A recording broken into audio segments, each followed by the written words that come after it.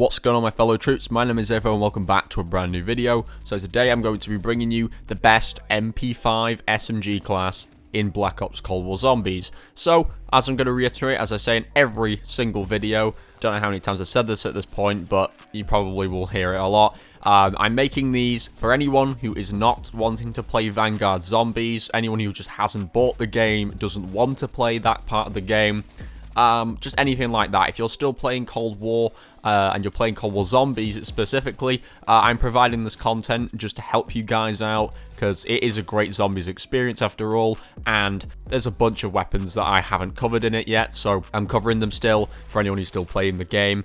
So today we're talking about the MP5, and honestly, I usually say this for all of them, like, this generally comes from my Dark Ether grind, this class. But in this case, and a few other cases, not all of them will be, because at the very start of my camo grind, I either didn't save any, or I didn't make good classes, and I selected this one, and for the most part, it was really good. I was noticing issues with the recoil vertically, because the horizontal seems to be all under control, but I was noticing really tremendous vertical recoil issues at long range, so I did change up an attachment since the one I had in my Dark Ether grind. However, most of the time in my Dark Ether grind, I just slapped a gun on and just played with it. I wasn't too bothered about the attachments, I just wanted it over and done with. But anyway, so yeah, honestly, what I can say is the damage output on this gun is top notch. It is really, really good.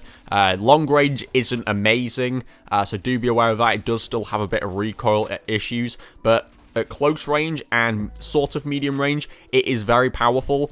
Recoil isn't too much of an issue, especially because you kind of sort of control the recoil yourself whilst you're aiming. It's just something you do. Hip firing, I don't think there's been any issues with hip firing. And yeah, it hasn't got any like instability or anything. It seems to be very, very good. So I think you guys will enjoy it, and it does kill elites very quickly, especially when you've got those pack of punches on. This thing is lethal. But yeah, without further ado, I'm going to stop talking and we're going to get into the class setup. Okay guys, so now on to the class setup itself. So first things first, you want on the muzzle, the agency suppressor, super useful for controlling that vertical recoil. It does have a bit of an effect on the damage range, so of course if you do not want that on, you can switch it up for the SOCOM eliminator. That one's really useful at deplenishing any vertical recoil as well. Obviously it brings up the horizontal recoil, which is really bad, but generally it fixes the vertical recoil as well, so you can always switch it up to any of these if you're liking, but that's the one I went with, generally because I don't see myself doing many long shots in zombies. For the barrel, you want on the 9.5 Ranger for bullet velocity improvements. It's really, really useful. And honestly, I was originally running the 9.5 Task Force, but this was the barrel I changed because, as you can see, there is a tremendous amount of vertical recoil that is actually added onto the gun. It just makes it really, really bad.